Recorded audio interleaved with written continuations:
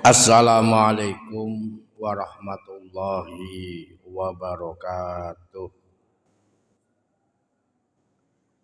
Alhamdulillahilladzi amarona anusliha maisatana lainailir ridho as-sa'adati fid darain wa darid dunya wa daril akhirah wa nakuma bil wajibati wa taqwahu wa nastaniba al ma'asi wal fawahis ma dhahara minha wa ma batan.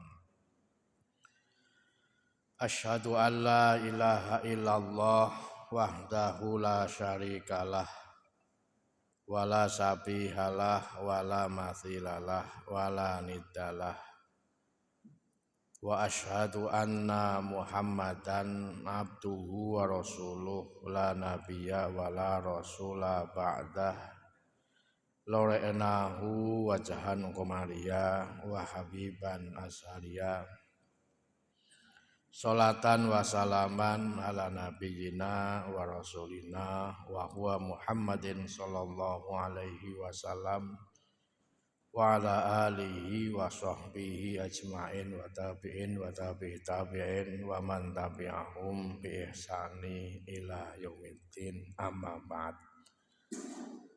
Para bapak, para ibu rahimakumullah, marilah kita awali kajian kita ba'da salat maghrib sampai isya tentang hayati sahabah dengan sama-sama membaca basmalah. Bismillahirrahmanirrahim. Para bapak, para ibu rahimakumullah, dalam periwayatan hadis atau yang paling banyak meriwayatkan hadis, sahabat yang pertama kali adalah sahabat Abu Hurairah. Kemudian yang kedua adalah sahabat Abdullah bin Umar. Lalu sahabat yang ketiga namanya adalah sahabat Anas bin Malik. Sahabat yang keempat namanya sahabat Abdullah bin Abbas. Lalu yang kelima adalah Ibunda Aisyah radhiyallahu anha. Sehingga beberapa cerita-cerita dari hadis yang disampaikan oleh pertama, nanti yang keenam ada namanya sahabat Abu Sa'id Al-Khudri. Sehingga hadis-hadis yang diceritakan oleh yang pertama tadi Abu Hurairah ini menjadi hadis yang qot'i. Qot'i itu biasanya sahih lah. Ya, jadi bukan yang sifatnya doni, sifatnya adalah banyak yang sahih. Nah, dari sahabat Abu Hurairah ini kan sebenarnya pendatang dari Yaman. Dia dari suku Dausi namanya. Asalnya dari Yaman, datang ke Madinah sudah tahun yang ke-7 Hijriah. Nama aslinya bukan Abu Hurairah. Nama aslinya itu Abdus Sams. Hambane selengenge itu namanya Abu Hurairah. Dirubah oleh Rasulullah dengan nama Abdurrahim.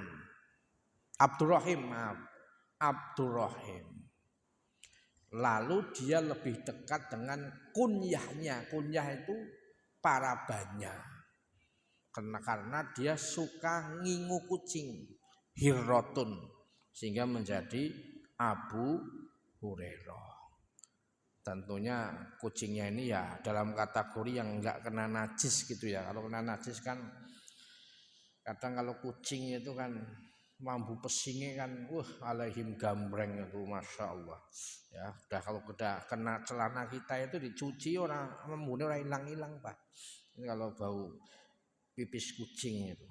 Nah, di antara riwayat-riwayat disampaikan oleh sahabat Abu Hurairah ini banyak periwayatannya yang mayoritas itu diambil oleh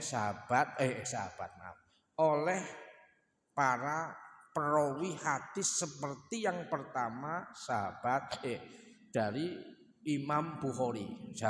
Imam Bukhari bukan sahabat ya, beliau periwayat hadis. Nah, Imam Bukhari punya kitab namanya Sahihul Bukhari. Kitab Sahihul Bukhari lalu disyarah. Kalau Al-Qur'an namanya tafsir. Kalau hadis namanya syarah. Salah satu di antara yang mensyarah Sahih Bukhari namanya adalah Ibnu Hajar Al-Asqalani. Kitabnya namanya adalah Fathul Bari. Ini kitabnya gedenya nemen. Mungkin ada sekitar 16 jilid itulah. Ya. Sehingga kemudian dari sahabat Abu Hurairah ya, atau Abu Hurairah ini kan kalau dalam istilah hadis itu adalah orang yang menjadi sanad. Sanad itu adalah orang yang mendengarkan hadis dari Rasulullah. Jadi sanad yang pertama itu Abu Hurairah dengar dari Rasulullah. Berapa ribu dia menghafalkan ribuan hadis. 5.000 sekian hadis. Nah, dari sekian hadis itu ada hadis yang tentang pintu surga. Ini yang hadis pintu surga ini kan kalau kita itu hanya mendengar melalui lagu pintu surga itu kan ada itu lagunya pintu surga. Seperti apa pintu surga ini kan pernah ditanyakan kepada Rasulullah menjawab. Yang mendengar adalah sahabat Abu Hurairah. Lalu sabdanya adalah wallati nafsu Muhammadin biyadih, demi Allah, anapa baina misro'aini min masyori'il jannah lakuma baina Makkah wa Hajar wa baina Makkah wa Busro. Hadis riwayat Imam Bukhari. Nanti Imam Bukhari ada nomor hadisnya 4712, diambil oleh Imam Muslim, nomornya hadisnya 194.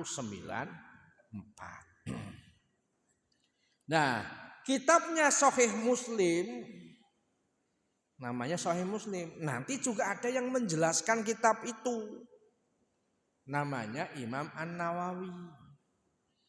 Imam An-Nawawi ini adalah salah satu orang yang menulis kitab hadis namanya Riyadhus Shalihin. Jadi kalau panjenengan pernah dengar kitab Riyadhus Shalihin ya Imam Nawawi yang pernah nulis hadis dalam kitab namanya Riyadhus Shalihin. Nah, dia adalah pensyarah hadis dari Imam Muslim. Apa salah satu hadisnya ini? Salah satu hadisnya tadi yang saya sebutkan menceritakan tentang Rasulullah sampai mengatakan kata demi Allah, yang menegaskan bahwa pintu surga itu lebarnya antara kota Mekah, ini Pak Iqbal harus bisa membayangkan ini, sampai ke kota Basrah. Basrah itu Irak. Ini hampir mendekati Riyadh. Dan antara, atau kata Rasulullah, antara kota Mekah sampai ke daerah Busro. Busro itu salah satu kota di Syria. Mekah Tabuk berapa kilo Pak Iqbal? 700, 1100. Ini dalam Google Map, saya Google Map, kota Mekah ke kota Busro di pinggiran perbatasan Syria itu jaraknya adalah 1250, tadi 1100 ya. Nah, berarti hampir mendekati Tabuk, karena Tabuk ini hampir berdekatan dengan Yordania. Nah, ini perbatasan dengan Syria. Jauh enggak Pak Iqbal? Jauh banget ya. Nah, pintu surga itu antara Mekah dengan Busro atau antara Mekah dengan Basrah. Nek Indonesianya berarti pintu surga itu antara dari Banyuwangi sampai ke Merak atau ujung kulon. Nek pintu sebesar itu panjenengan biasa ngaji. Tiap malam kok ora iso mlebu kan kebangetan, Pak. Ya, kebangetan banget dadi wong ora iso mlebu, Pak. Ya. Nah, kalau masalah luasnya sudah dijelaskan dalam Quran. Kalau Quran tidak menjelaskan pintu surga seluas apa, tapi Quran menjelaskan tentang luasnya. Kan kalau luas itu kan ada panjang kali lebar, kan itulah keseluruhan kalau luas itu. Kalau lebar, kalau ini lebar, yang dimaksud oleh Rasulullah itu lebarnya. Lebarnya saja antara Banyuwangi, Bali sampai ke Merak. Dari pelabuhan Bangkauni sampai ke pelabuhan Ketapang. Ya Ketapang, kalau di Banyuwangi Ketapang. Masa enggak bisa masuk, Pak. Padahal surga itu jumlahnya kan banyak. Ya, kalau Quran kan mengatakan dengan menggunakan redaksi arduha samawati wal ardh kan sudah qat'i itu surat Ali Imran, luasnya seluas langit dan bumi. Dan jumlahnya surga kan banyak kalau kita berbicara surga. Nah, banyaknya seberapa? Riwayat mengatakan yang masyhur 7. Tapi Quran kadang mengatakan ada yang lebih dari itu, 8. Ada mufassir mengatakan lebih, 9. Ya, contoh misalkan yang kita ketahui yang masyhur surga Firdaus. Yang kedua surga Naim. Yang ketiga surga Darussalam. Yang keempat namanya surga Adnin. Aden. Yang keempat namanya surga Jannatul Ma'wa. Maka ya ini yang menjadi nama kota nama pulau di kita kan yang bahasa Arab itu kan ada 3, Pak. Jadi pulau di Indonesia ini yang berasal dari bahasa Arab itu ada 3. Apa? Jawa.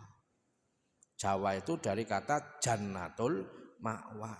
Jadi nek jenengan kok ditekoki wong orang lain sampean tiang pundi? Tiang Jawa iki salah.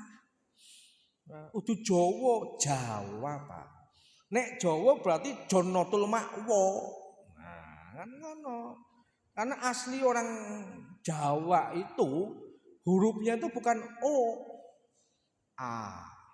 Kenapa kok jenengan kok O? Karena terpengaruh oleh bahasa Arab yang masuk ke kawasan daerah Pantura. Bahasa Arab kan rata-rata O, Ro, Do, To, Do, kan O. Harokatnya banyak yang O, makanya orang Jawa sering mengatakan dengan kalimat O, megono. Aslinya udah megono, megana. Soalnya ngono. Ya. Mulane pahlawane wong Jawa Gajah Mada, kudu Gajah Modo. Ya. Nek asli Jawa ya coke ngono kuwi mau, ya. Nah, Jannatul Ma'wa. Berarti tadi berapa? Yang 6 ya. Kemudian aja surga Khalid. din. Ada surga lagi namanya Darul Muqamah. Nah, ada riwayat lagi mengatakan Darul Muttaqin. Berarti berapa semua? 8. Yang masyhur. Nanti ada yang menyebutkan 9. Ya. Nah, surga sejumlah itu dengan pintu baina Hajar wa Makkah. Wa baina Makkah wa Busro. Busro ini cerita, kalau dulu saya sering cerita, Rasulullah kan sering diajak jalan-jalan. Sama siapa? Pamannya namanya Abu Thalib. Pada waktu umurnya baru 6 tahun. Dibawa sampai ke kota Busro. Di kota Busro itu bertemu dengan seorang pendeta. Namanya pendeta Buhairah.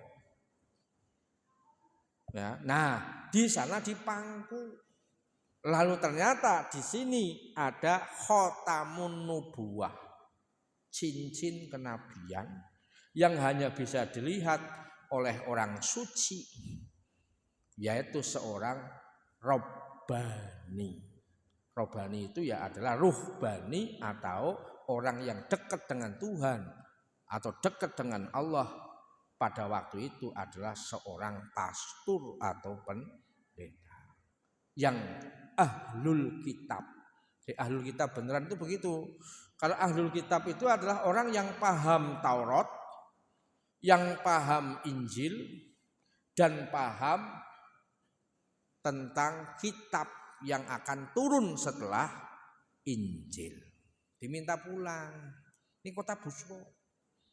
Ya. Dan gerejanya sampai sekarang masih ada. Gereja tempat di mana Rasulullah pernah dipangku oleh pendeta Buhairah itu masih ada.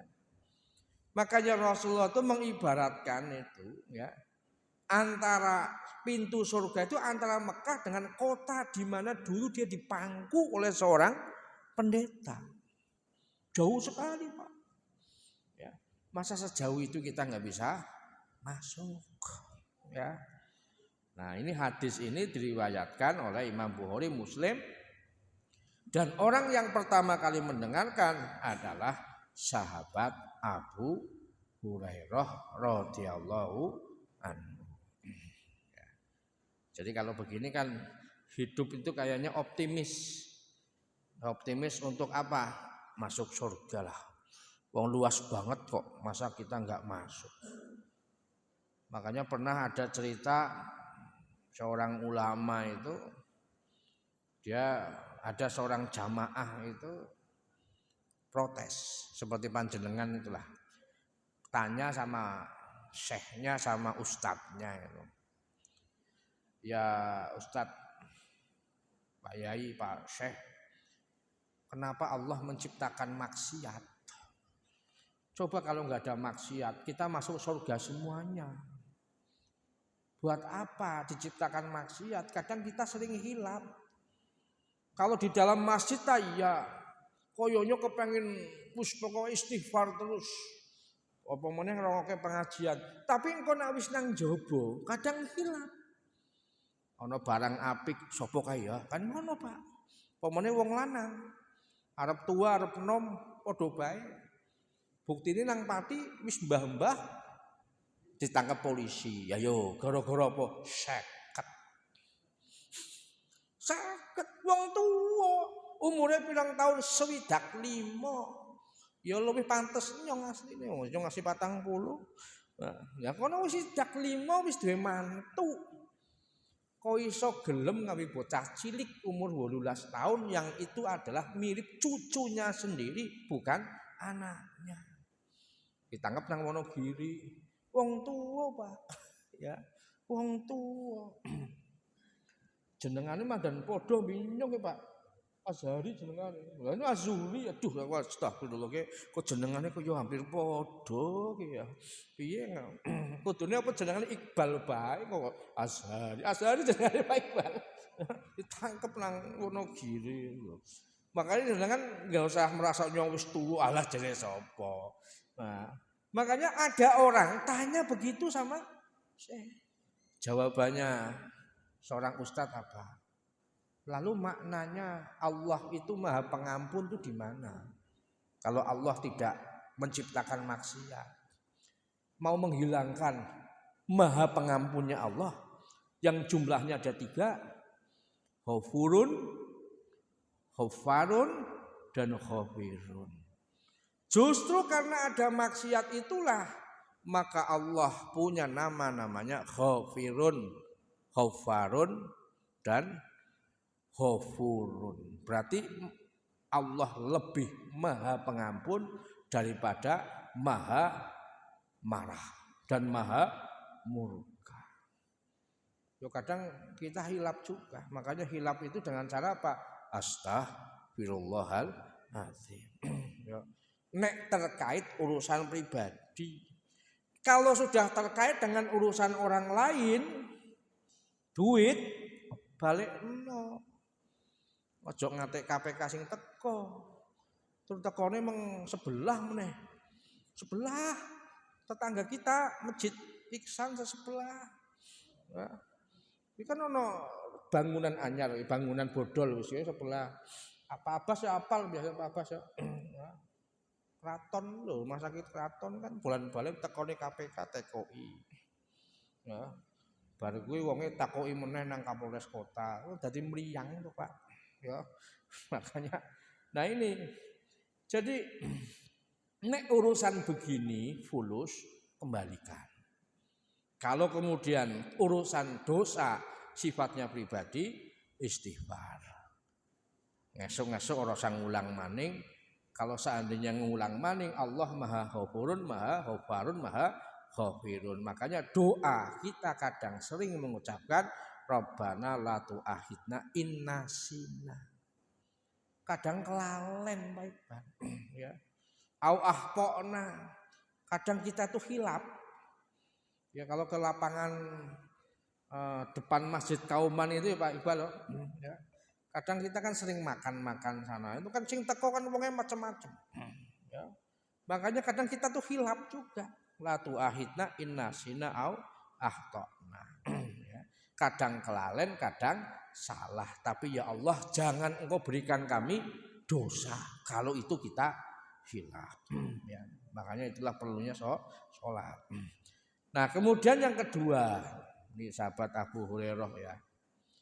Hadis-hadisnya ini memang kadang fenomenal. Mengungkapkan banyak rahasia. Contohnya lagi adalah dari sahabat Abu Hurairah radhiyallahu anhu yang ini selain Abu Hurairah tentang Abu Sa'id Al-Khudri. Ya, ini cerita tentang sahabat yang bukan sahabat, iya sahabat yang ke-6 yang banyak meriwayatkan hadis. Abu Sa'id Al-Khudri itu adalah ya bukan ke-6, ke-7. Orang yang ke-7 meriwayatkan hadis dari Rasulullah, meriwayatkan itu sampai 1170 hadis. Nah, Abu Sa'id Al-Khudri ini nama aslinya adalah Sa'ad bin Malik bin Sinan. Bapaknya namanya Malik bin Sinan, meninggal pada waktu perang Uhud. Berarti dia termasuk bagian yang meninggal dunia ketika pas terjadi perang Uhud. Mungkin termasuk pemanah. 70 pemanah yang meninggal dunia. Nah ini namanya Abu Sa'id Al-Khudri. Berarti ketika perang Uhud dia belum perang. Masih kecil. Bocah cilik. Ya, tapi banyak meriwayatkan hadis. Salah satu hadis yang beliau riwayatkan adalah tentang orang yang meninggal dunia lalu dibawa ke kuburan atau alam barzah atau ke alamnya lah ya. An Abi Sa'id Al-Khudri radhiyallahu anhu qala. Ini hadis ini akan mengungkap bahwa sesuatu yang mati itu bisa hidup ternyata. Menurut kita mati, menurut Allah hidup. Anna Rasulullah sallallahu alaihi wasallam qala, Rasulullah bersabda, Idza wudi'atil janazatu Wahtamalahan nasu awirijal ala a'nakihim. Apabila jenazah telah diletakkan dalam usungan, orang laki-laki yang membawanya di atas pundak-pundaknya. Iki nek ana wong mati dipikul. Ini jangan disampaikan, jangan dikasih tahu sama tukang ambulan sama tukang mikul jenazah. Ini hadis ini jangan disampaikan, Pak. Nanti takut mereka itu. Gak mau ngangkut wong mati meneh, ya. Nah, ketika diangkat ke kuburan, fa in kanat sholihatan qalat qaddimuni. Jika yang diangkut itu jenazahnya adalah orang yang soleh, kalau perempuan berarti soleha, dia ngomong. Orang yang mati itu ngomong. Dahulukanlah, cepet. Nyong kepengen masuk ke kuburan. Ya, qaddimuni. Biar supaya apa? Mereka ingin mendapatkan raudhatun min riyadil jinan, taman dari tamannya surga. Wa in kanat ghairi sholihatin. Ini kata Rasulullah ya.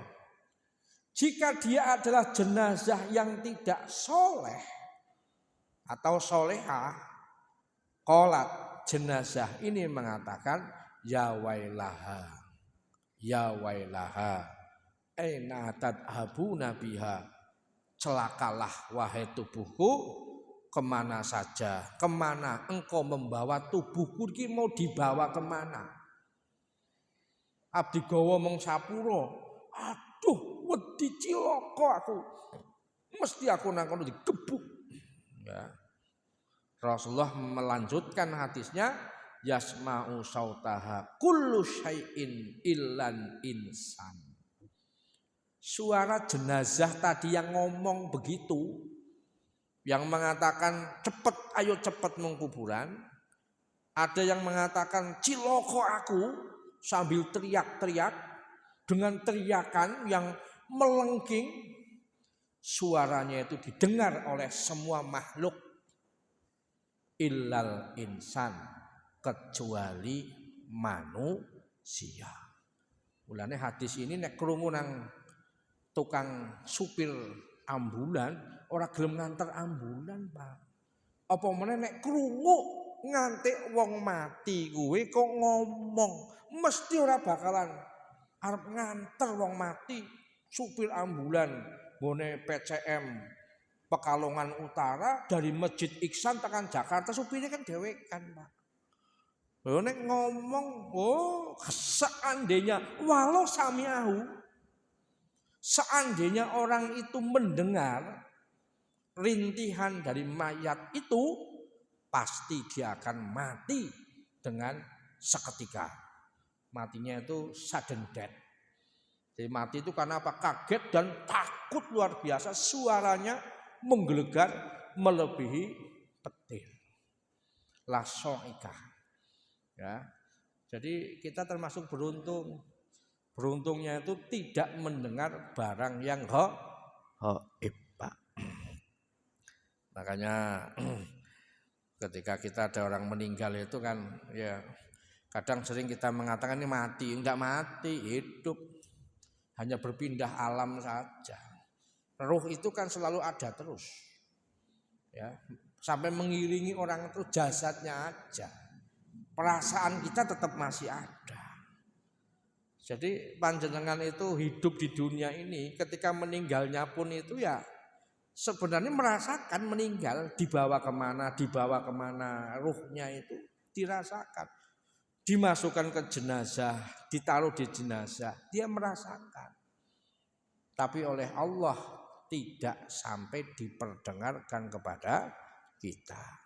Hadis ini mengatakan semuanya, berarti jin yang dengar.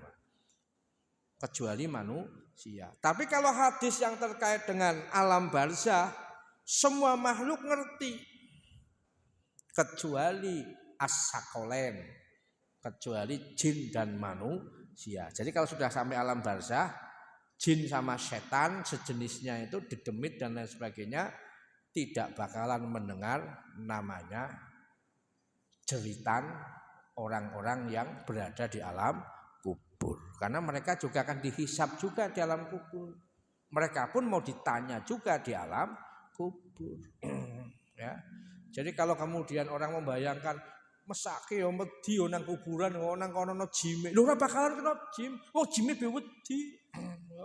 Kalau jin kok sampai muncul jenengan mati di sana, yo jimnya gentirit Pak. Kenapa? Dia juga takut kalau disiksa di kuburan. Jin itu mati seperti halnya kita. Jangan dikira jin itu abadi, yang abadi sampai kiamat kan cuma satu, yaitu iblis. Ya. Nah, ini hadis ini diriwayatkan oleh Abu Sa'id Al-Khudri dari riwayat yang nomor 7. Kemudian yang ketiga namanya adalah Abdullah bin Umar. Kita tahu namanya saja Abdullah bin Umar. Dan Abdullah bin Umar itu ya anaknya sahabat Umar bin Khattab. Ya.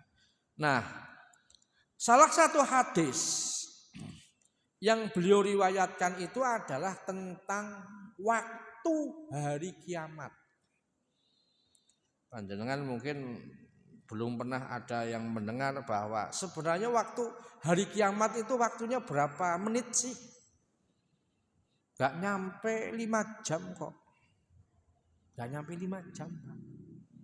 Hari kiamat itu kata Rasulullah itu ya, takumu yaumul kiamah ya, yakumu yaumul kiamah itu kakodri ma baina dzuhri wal asri.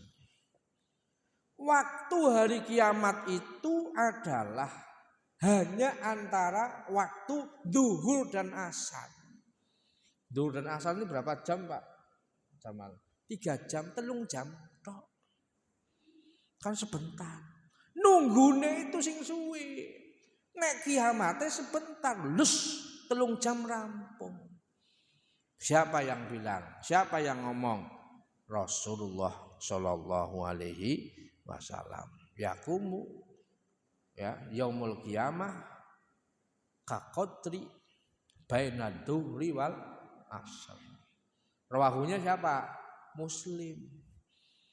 Ya, makanya banyak diambil oleh para periwayat hadis, diantaranya adalah Imam Bukhari, Imam Muslim. Ya. Dan ada riwayat pensyarah hadis mengatakan termasuk yaumul hisab. Hari ketika penghisaban wong sing wajar.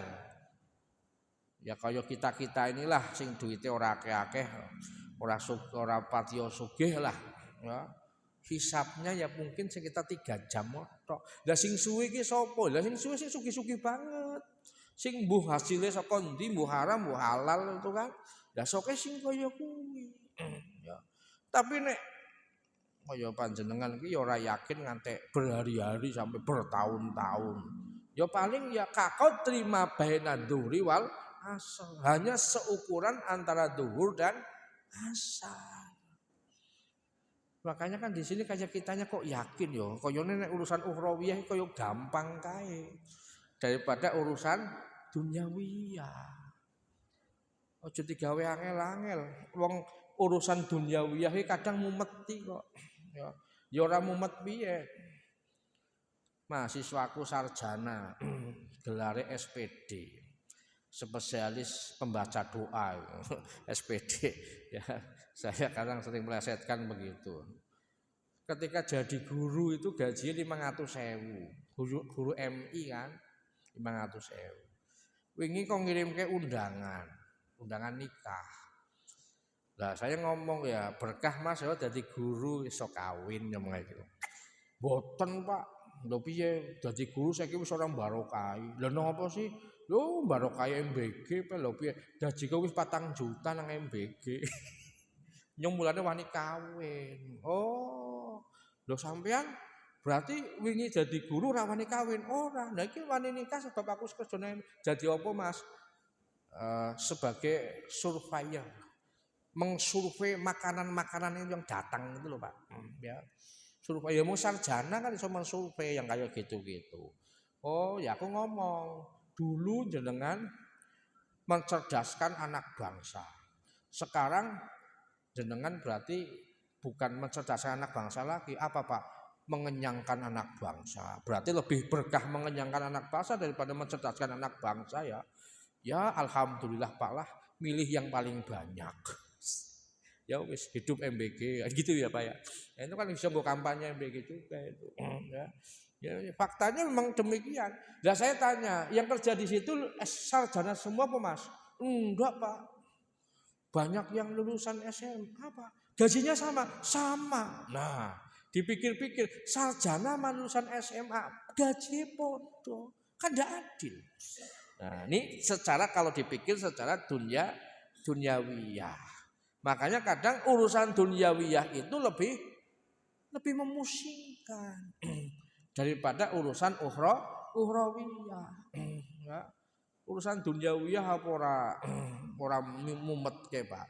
Dagang ya saingannya akeh, ya. Nyalon dadi bupati, nyalon dadi wali kota, nyalon dadi gubernur ya modale akeh. Ya. Basa wis dadi mlebu apa ora mesake Pak. Wah mesake. Wong urung lunas lho piye meneh mesake. Ya mending jenengan dagang ora payu ya paurang esuk meneh payu. Pak Jamal dagang wedhus arep bodo ya payu. Ya mbu payune sedina loro apa telu ya sing jelas ya Pak Jamal ya. Sing penting kan berkah ya mbu siji mbu loro. Bar bodo ora payu ya maklum wis bar bodo.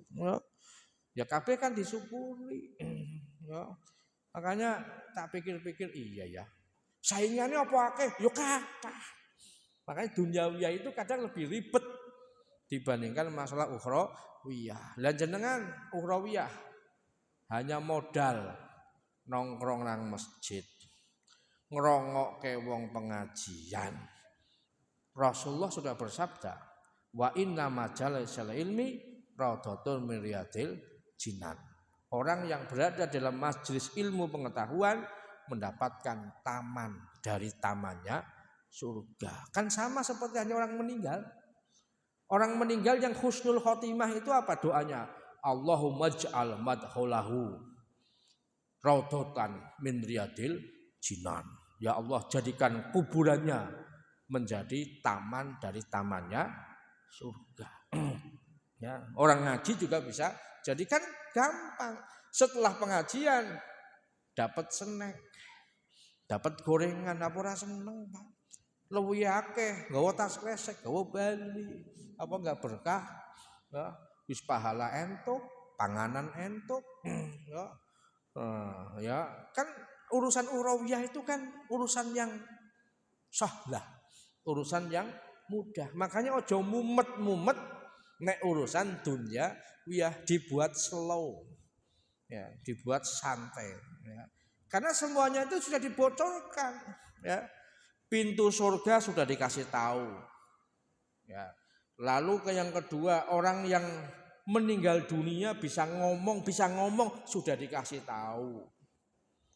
Lalu kemudian hari kiamat berapa jam? Cuma 3 jam.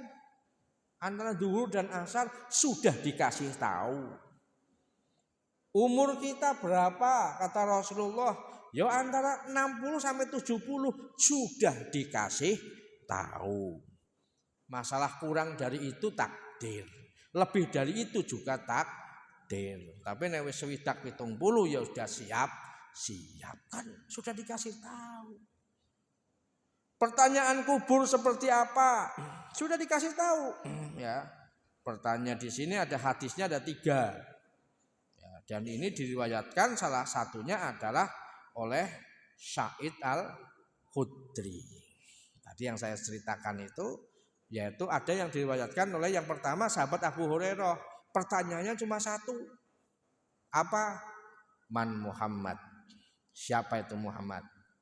Orang yang meninggal menjawab adalah huwa Abdullah wa rasuluh. Dia hamba Allah dan Rasulnya. Ini yang dari Abu Hurairah.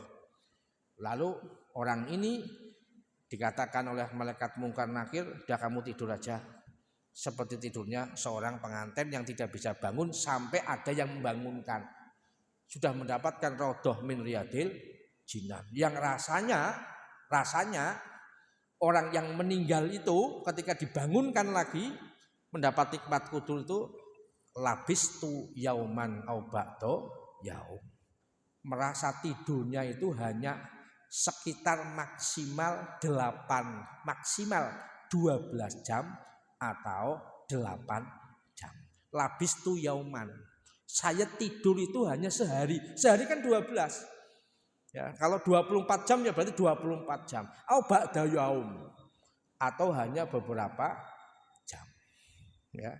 Jadi hanya sebagian hari, berarti sebagian hari kan 12 jam, maksimal hanya 12 jam perasaannya.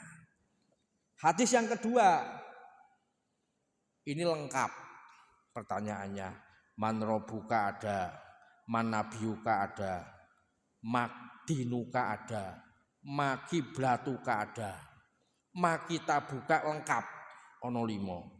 Ini hadis diriwayatkan oleh Abu Dawud, Nasai, Ibnu Majah dari sahabat namanya Barro bin Asib. Tapi Barro bin Asib ini meriwayatkan hadis enggak banyak. Ya dia 10 ke atas, Barro bin Asib. Nah, yang paling menyenangkan ini hadis yang nomor 3. Yang menyenangkan itu enggak ada pertanyaan apa-apa. Sebabnya apa? Malaikat datang dari arah kepalanya, yang menjawab adalah pahala syahadat kita, Pak.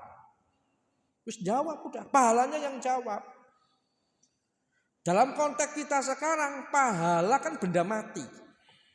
Kok bisa hidup? Nek urusan duniawiyah itu adalah penjelasan kata majas. Pahala seperti anak kecil. Tapi kalau urusan ukhrawiyah tidak ada majas-majasan. Semuanya hakiki, semuanya nyata. Mungkar nakir datang dari sebelah kiri, pahala sholat kita yang jawab.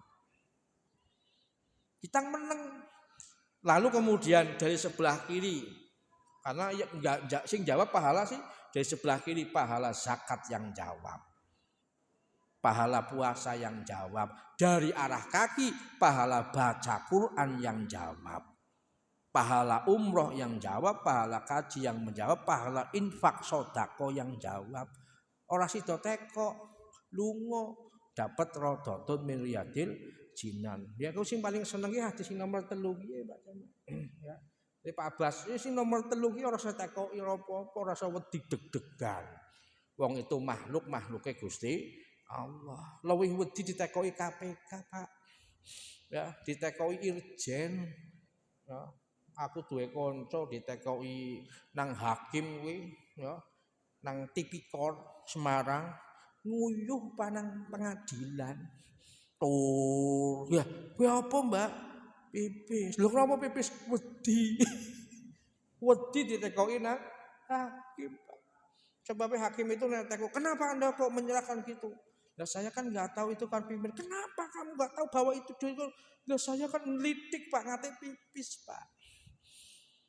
Makanya aku mikir-mikir dalam hati, iki pertanyaannya hakim jaksa lebih medeni daripada pertanyaan mungkar nakir, Pak. Ya, mungkar nakir tadi kalau kita amalnya sudah baik, amalnya yang jawab kok. Ya. Kalau kita insya Allah wongnya lurus-lurus saja, tidak mendolimi orang ya, kuncinya itu jangan mendolimi orang lah. Bismillah, Allah akan mudahkan urusan kita. La sahla illa ja'altahu sahla. Allahumma yassir wala tu'assir. Kalau kita tidak mempersulit urusan orang lain, pasti Allah tidak akan mempersulit urusan kita. Termasuk dalam hal ini adalah pertanyaanku kubur. Kabeh kan tergantung awake dhewe. Nek dhewe mempersulit orang ya nang kuburan dipersulit. Hisabe ya dipersulit. Saya punya keyakinan begitu ya. Jenengan kok wonge lurus ya bismillah taala ya insyaallah urusannya gampang. Urip ya gampang, ukhrawiyah ya gampang. Ya, mungkin pas demikian yang dapat saya sampaikan tadi terkait dengan hayatus syabah. Mari kita tutup dengan sama-sama membaca doa kafaratul majlis. Subhanakallahumma wa bihamdika asyhadu alla ilaha illa anta astaghfiruka wa atubu ilaik. Nasrun minallah wa fathun qarib. Wassalamualaikum warahmatullahi wabarakatuh.